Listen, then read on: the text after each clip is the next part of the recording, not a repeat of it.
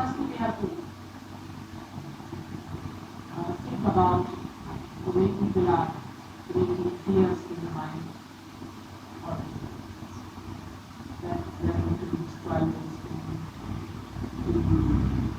Mother Earth is going to be completely exhausted. The amount of things we are consuming in such a way that after some time we will be left with the population is increasing in such a tremendous rate that only half of the population will drown the rest of it. And all such ideas are very prevalent and frightening. But we have to first of all know that there is God about us in that, and He has His own ways of living. The only thing that the human being has to do is to understand what are His plans, what are His ideas, and to cooperate with those ideas and to move according to that. Of course, SahajaYoga, when you are triggered into that new awareness, when you start feeling that vast being within you, then the problem is much less, because then you automatically cooperate and automatically integrate with the rate of the vast being who is controlling all this universe. All our problems are created by the discord we have with it. If you know how to come to a point where we are in tune with the melody of the divine, then there won't be any problem. But we are just moving in the opposite direction. For example, see the mother is producing, creating so many things. We call it nature. We find in the nature there are trees, there are flowers, there are trees and grains for us to eat. We have cotton, and we have so many raw materials also which we can use from the mother. She's producing at a particular rate, but we are consuming it at a much higher rate by certain artificial ideas that are poured into us, I will call it, through industrialization and super sonic age, which does not interface with the natural of the creation. For example, man has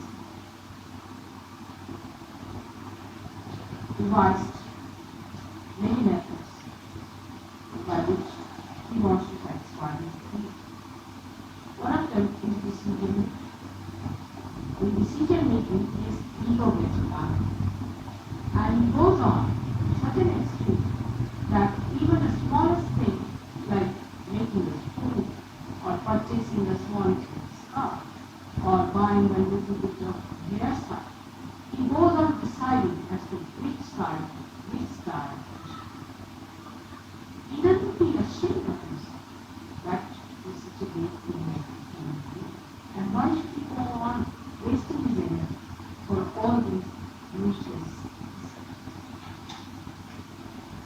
This kind of a useless decision making goes and puts the ego no doubt, but in a show off on the part of the man.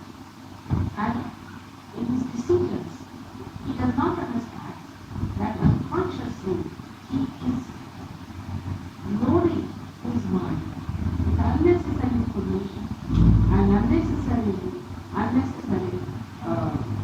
creative work, which is not needed. Apart from that, he loads himself with lots of junks around him. So what have we to do in this so-called affluent countries. Example, the plastic. What do we have? Plastics, rubber,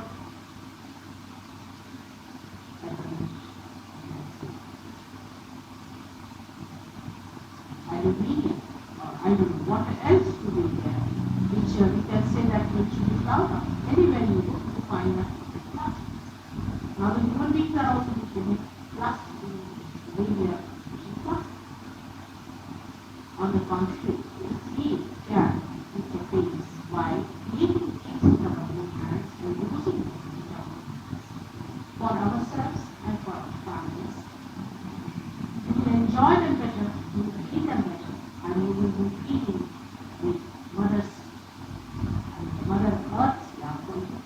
Because we take something from her and then when we make it, we plan, think about it, handling it in its duty. That's how we provide good country. Supposing a sari Christian in a village in country, one man or one family starts a sari. Now he takes a very little amount of silver to take one sari, which he uses for about say 2 months or maybe 3 months, maybe 1 year, and the amount of material he has taken from the mother is very good. But what he adds to it is only labor. By his labor, he increases the price of the material.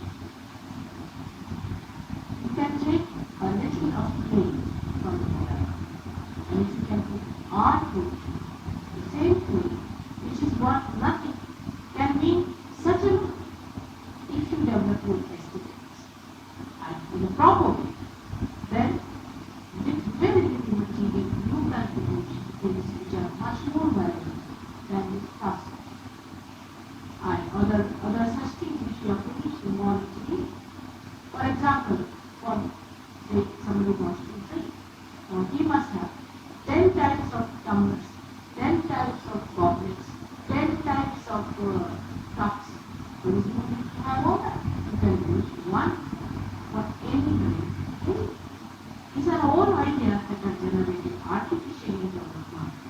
You go into an American market, you must ask the owner what sort of a bathroom. You may land up into a hot tub or something.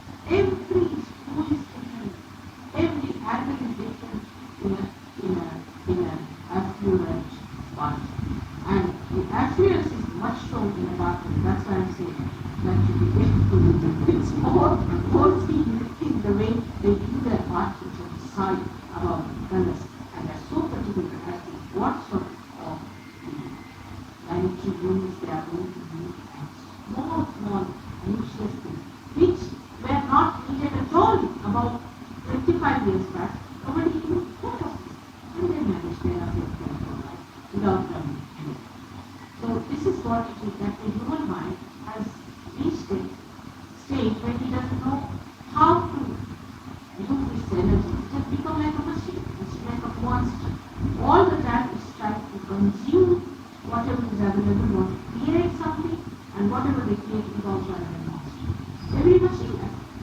You give to a machine a little amount of material, it's going to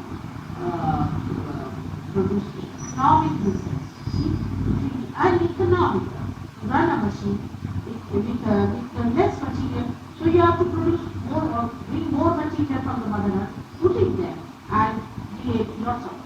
Now, when you create lots of things, so-called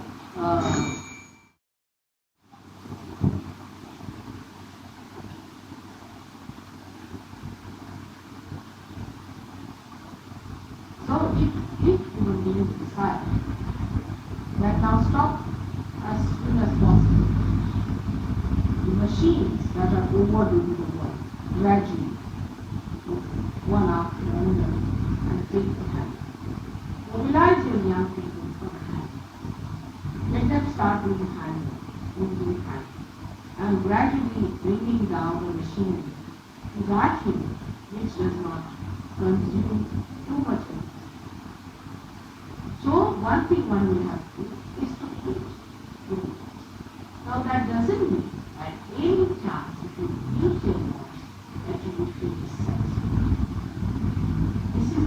people feel that if you reduce your want, you will be dissatisfied. On the contrary, when you start doing your things with your own hands, the satisfaction will be much more. Because, say, a lady, she puts her food in the kitchen. When she cooks her food in the kitchen and she serves it to the people, her family people, they all say that it's very good and they have liked it very much, it's very nice, and the gratitude they express by other methods. Somebody might bring her flowers to express gratitude or somewhere. But supposing you buy your food from a shop which is cooked by a machine. When you eat the food, you know it's a machine you're paying for. So you don't thank the machine at all. And the machine does it for you. So the satisfaction that goes to the man who is running the machine, you see, he's just running the machine, and he has to only depend on the money that he gets out of the machine. And that money, even if it may be more, gives no satisfaction whatsoever, because he just leaves the machine there. Machine comes in between the two human beings. And that's why the satisfaction is absolutely nil. We can only get satisfaction from people and never from dead things. That is a fact. If we were to get satisfaction from dead things, we should have been satisfied with 1 cup. Why should we have 10?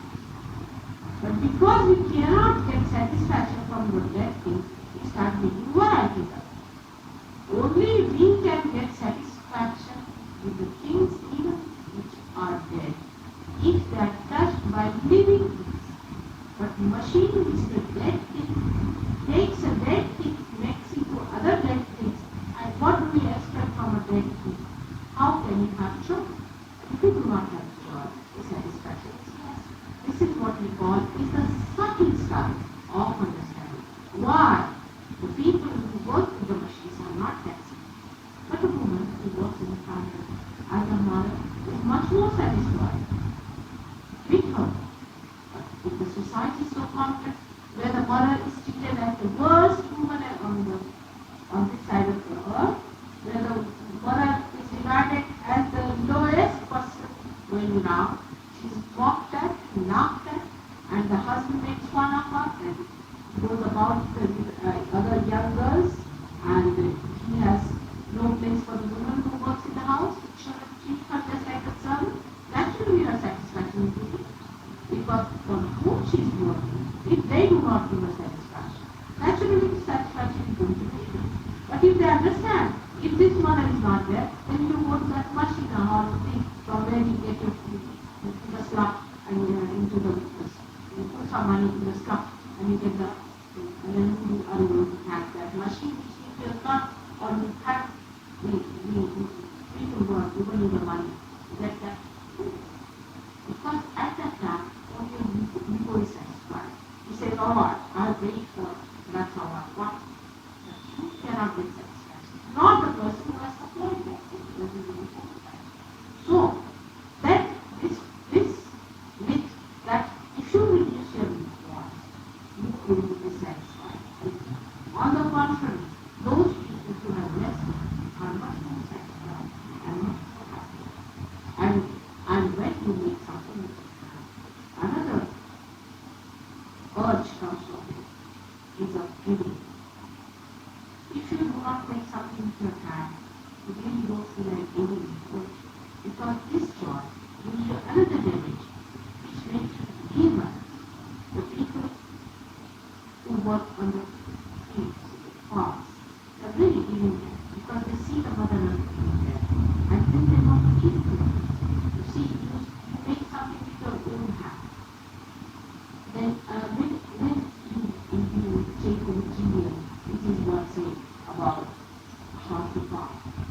But when you are saying making it something to make 10 pounds, then you want to give. You want to give part of it, but you think it's too much just given you.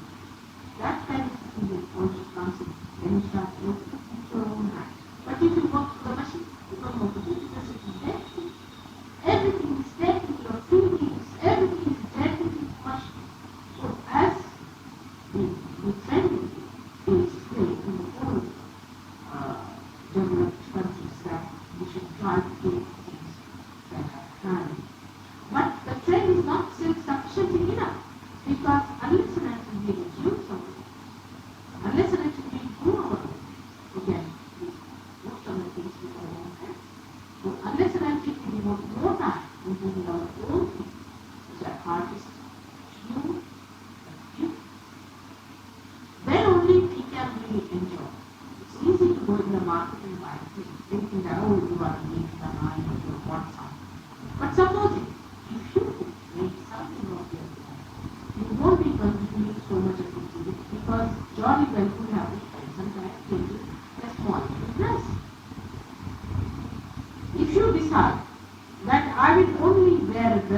I can make.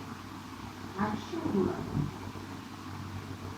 Or if you decide I'm only going to cook the food that I can make for my wife, then surely you are going to be rich. And you'll be amazed. Once you decided you will hate to do anything else. You would hate to go to a restaurant. For example, I have to say Indian men now, they don't like it.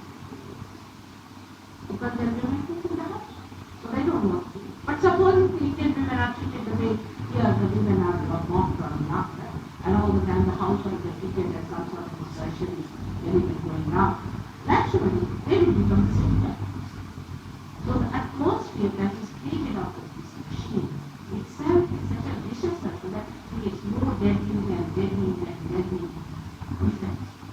Apart from that, another problem is of population, which is solely on the head of all the scientists who are trying to solve the problem. Now let us see why the population has been affected.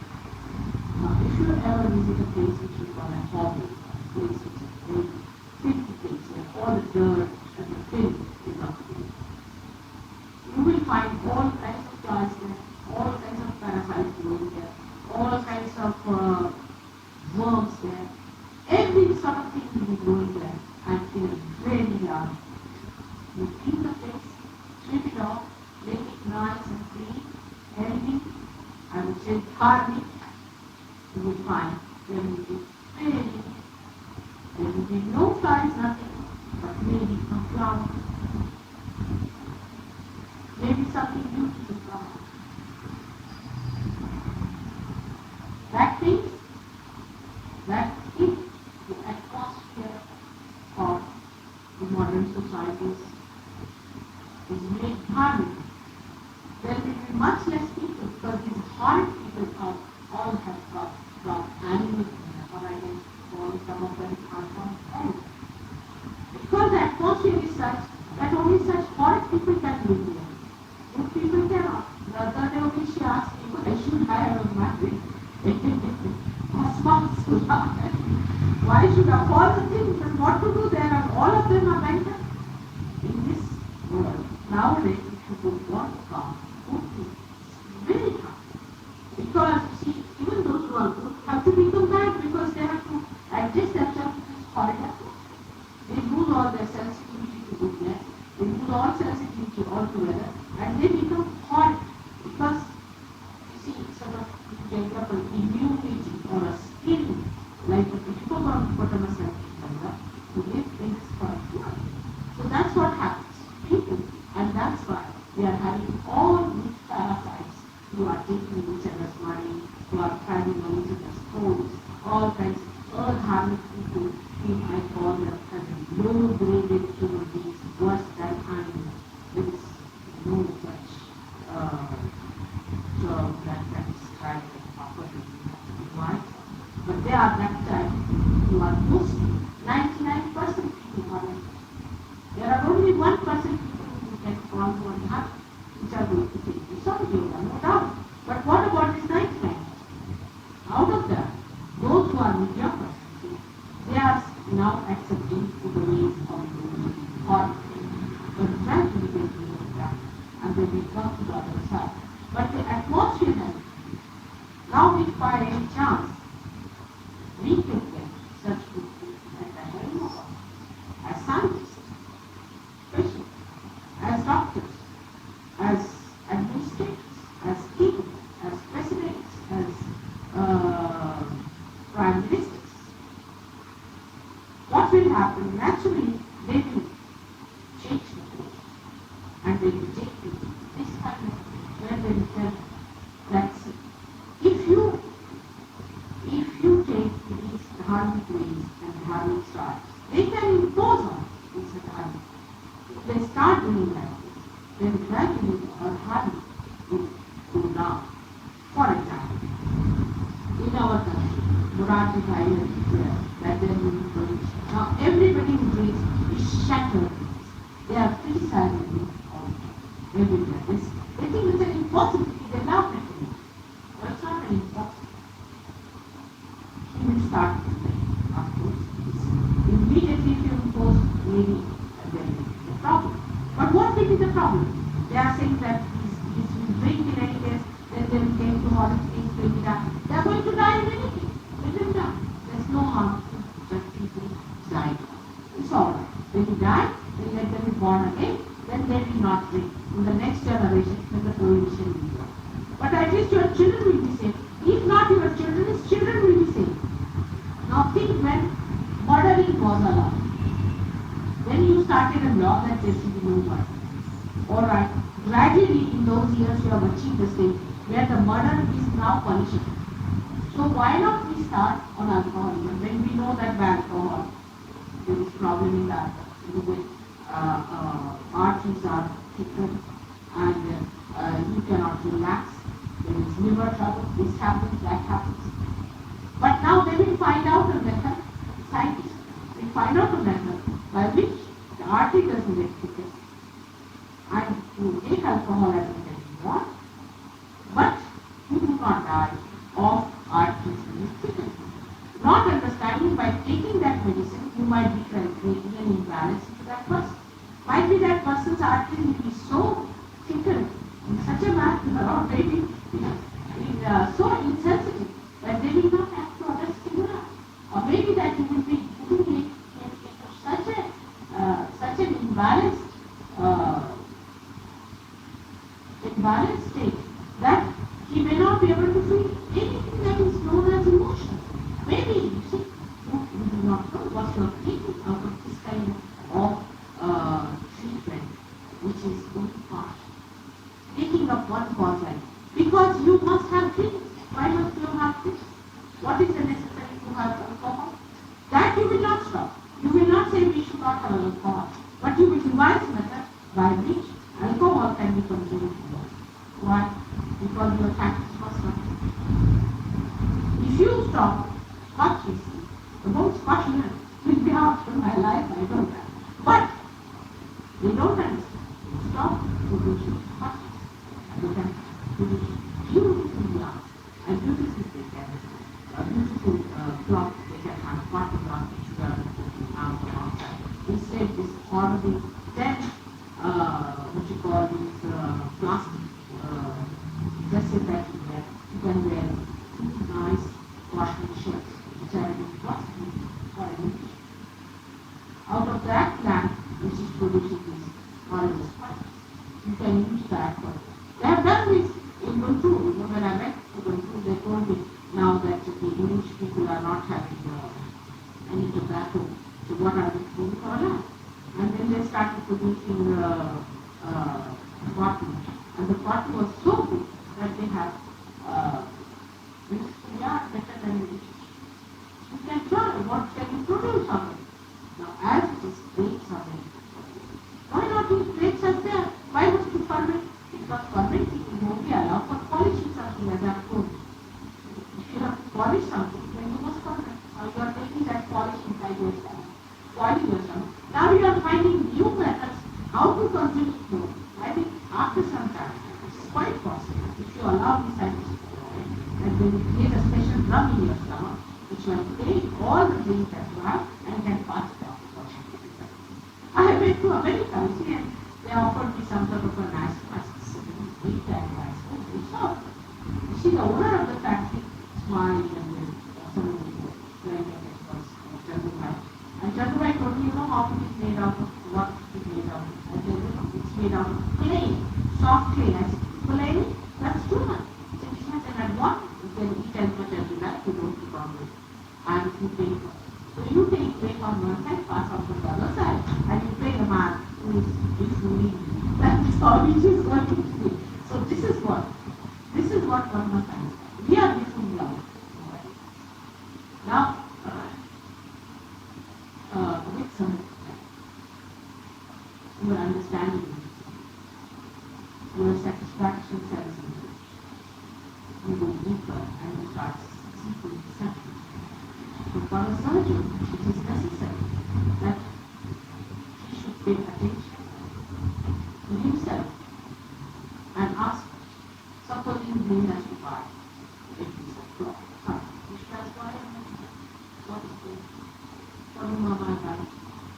Is it necessary? Or I'm just buying it just because I want my because I want, I like. You see, this is how I like. It's nothing to be of different yours. What do you like? I mean, if you have to like it, I like to see God. I want to be one with Him. That's some kind of a statement. What is it? I like this type of a hairstyle. What's all the time? When wasting your time, you are a human being. You are not this, and not worse than this in anything. And you are asking for something nonsense that has no meaning for anything. Any should ask for this meaning and something that at least I do expect. And human aspirations to be somewhere near there. See, at least my expectations are like that. So what I find in the party and people sitting down from dinner, they will be all the time busy what to choose from. There is a menus and this and all the butlers are running up and down, finding out what sort of a nonsense you want to have. And all the time you are wasting your energy. Instead, if human beings start generalizing their energy, they will keep a pace. They will definitely keep a pace. With the mother earth and with themselves. That's the biggest part of the whole thing. Now this is about all the worries that you have, that this is going to change and that is going to change. Now, one has to remember that you are not changing yourself. It is God who has created you and He is going to look after you. If you are foolish, if you are stupid, it is better than to be short. You have to be wise. You have to be sensible. And you have to be aware that you are a human being and you are made for something big, not for your self-discussion, where you are born. If you can be aware of that, then things are told and explained to you, and you can understand. And through SahajaYoga, you can feel it and find out for yourself. Like after SahajaYoga, you don't require any medicines. You don't fall sick once. If you fall sick, in a short time, you don't get sick. You don't need much. If you get satisfied, you want to eat much. And you don't continue to be exercise because you should satisfy as you have felt yourself. Yourself is giving you God. And that's the thing from where the joy comes. So all your needs come down. And all the artificial things that are is identified all your habits which are made to stay, your body a slave, your body a sick thing, disappear gradually when you will not do it. SahajaYoga has these solutions for these modern fears that have suddenly come up and people are giving all kinds of things. Don't be concerned because this is something wrong. Not to do. Okay? Now, the wisdom of man lies in understanding and accepting instead of going straight with their fears. You see, it's like this when you say come, and somebody comes and tells you, you run away again in fear. And I don't know what to do about it. This is what it is, and one has to see for themselves, become that, enjoy and solve your problem. Even if few people can do it, that's not happening. But only the people who are in charge of things, who are now fighting you, should come up and see for themselves. That's the main thing. Instead of writing books and writing big things about meditation and saying that this is going to happen and that is going to happen. Nothing is going to happen. And what is going to happen? Your own foolishness. If you put your fingers inside the electrical appliances and you say I get a shock, in the same way, if you do not understand the dharma is the sustaining part of your own being, you are going to stop.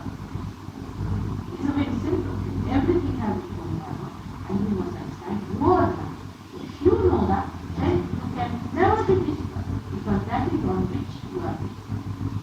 And this is one subject.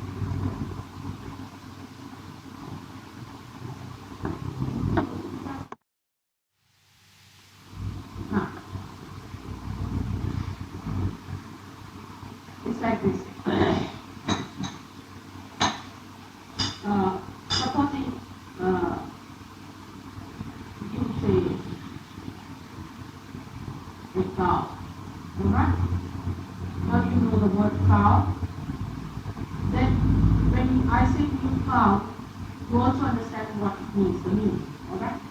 And also you have the knowledge about this word, cow, I see. So there are three things. What is the name or word that you have given? Secondly, you know the meaning. And thirdly, you know the knowledge. I mean, you have the knowledge. So you have got, first of all, the Shabda, then the Artha, and then the teaching you have got about.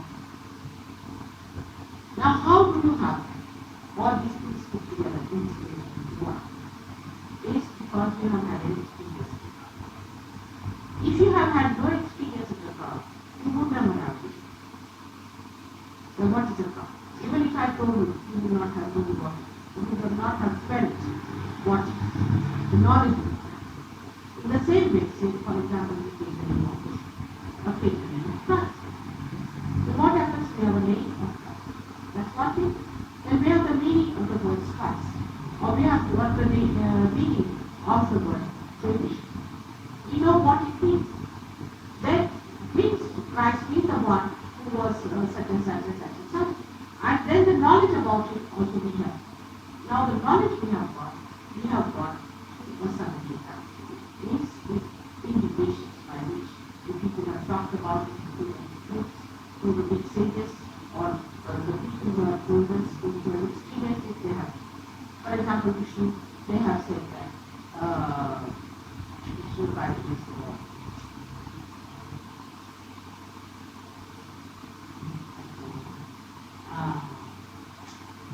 or even for Sharada, they say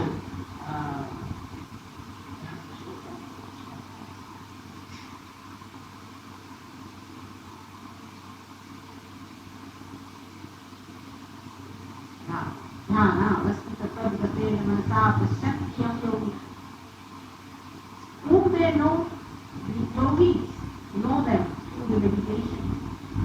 And that's how we know. That's how O Saraswati we bow to you. We do not know. There is a sanketa, there is a direction, there is a description, there is a information coming from the yogi. And that's how we know. We do not know you directly. That's why we come. But now there is no sort of oneness.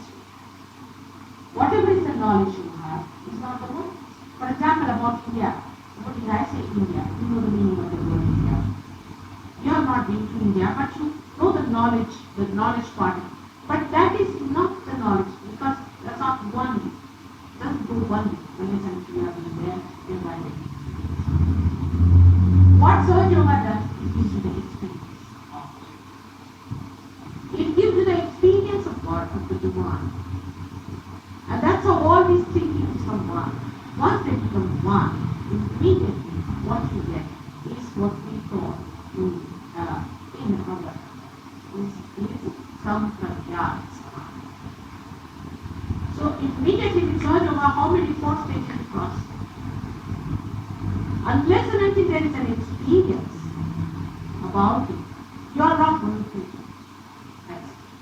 Alright? Right? So it gives you an experience about it. Even if you have the experience about that, still you are not going to believe, because still the integration is not happening. So what you do? You repeat it. Then thirdly, what happens? That you try to give this experience to others. When you start giving the same experience to others and the other says the same thing, you are doubly sure. Your doubt starts, your vikalpas start working. The other person says, yes, I could feel it. It's coming up. It's working out. Then you start spending it on. You start pouring. Then it is even doubly sure, yes, it's so. See, that's how, by giving the experience, which is the SahajaYoga puts light to your world. Formerly, it was only individuals. Individuals used to see one person, two persons, three persons, and the most. In one, who used to work for years together on that. Must have cleansed them, clear them, do all that. But it was taking too much time. That's recorded. Like the working on the collective side and the rich started working on the individual side. The individual started protecting itself. And of course, I mean, they went to extremes and there are very few movies here sitting out there in the Himalayas and someplace there and there. What are we to do? Are we going to speak them out? But it's not a general experience. So once the mass has a general experience, the mass can gradually. Now with SahajaYoga you do surprise. 75% people take it or can get it. Out of which 50% will come. Out of which 25 will work it out. Once you start giving, then you start settling down. And the doubts start settling down. Then it becomes one who is integrated from you. And that's what is the knowledge. That is why SahajaYoga was very much needed for the masses to get it. Then, with the experience, you give it to others. Then, after giving the experience, you go further with it. And to whom you give, that person also starts. And that's how you start seeing the light. For example, what can be in light itself? It's in this light. That in light itself. The general light also. And complete awareness into all. Because the light is in. And that is how SahajaYoga is explained. Of course, it is not in the surface or in sort of hypnosis kind of things that are going on. There are just fanatics and not hypnotized or possessed. But it is something that happens to us. And then you have to decide, make a decision that you are going to go out. Once you start going out, it goes out. But if you are not going to work it out, alright.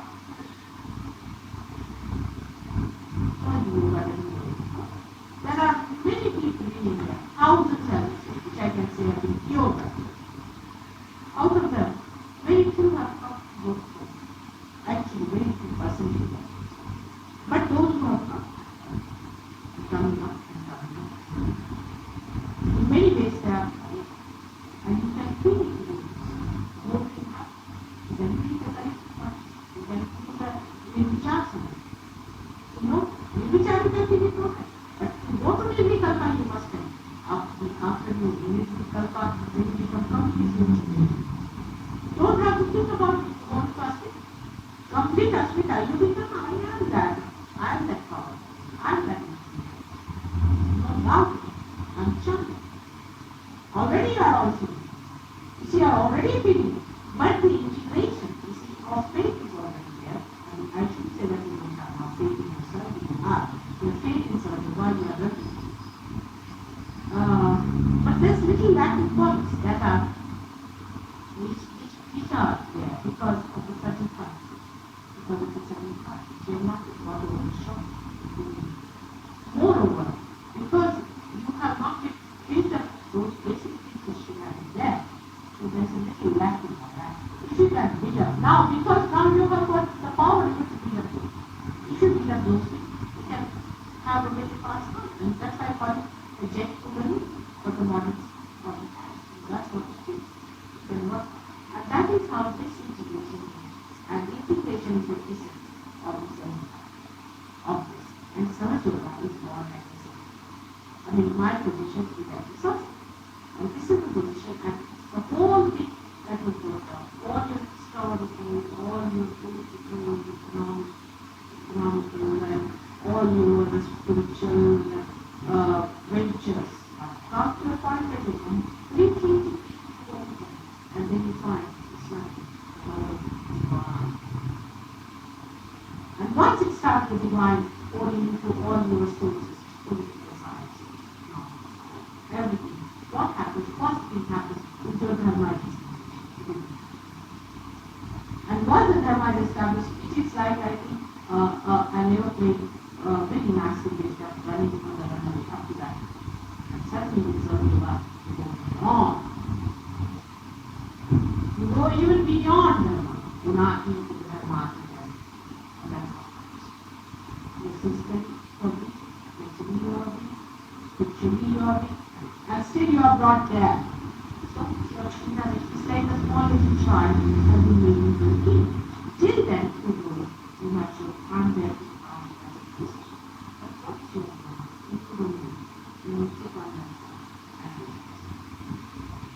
That's what it is.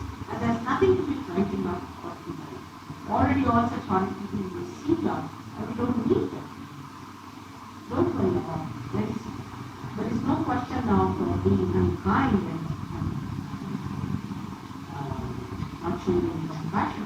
This is the greatest compassion we can have, is to go again into the circle and get themselves purified and having compassion. There's nothing wrong. All sorts of carrying on if people supporting you are suffering for all such diseases which are absolutely finished their body. It's better that they go back into the mold again and be remolded into new beings, and then we work them out. There's nothing to be worried about that. And it's all compassion, nothing but compassion. And whatever is done, is done. That's what it is. And that is our soul very good. So I would say if Christ says that I'm the light, I would say I'm the light. I'm the and I'm the district, and I'm the one who goes. You don't have to. You enjoy yourself. I'm going to be all the time. It's all the same. It's all the time. Because in the Western countries, you see people have trust, absolute trust. They are wounded children. And to handle that medicine pain, and to handle that is so difficult. You know, it's so difficult. I have to take out my pranas outside. You can't do this. And to say something to them, you know, I don't know how to say it. Also because that might hurt. It's hurting sometimes. You know, it's making nervous. So do it with it. You have hurt yourself, or it doesn't matter. I could stand. That's once you do. Yeah, that's why I'm glad to pass it. It will be hard work. And well, thank you very much.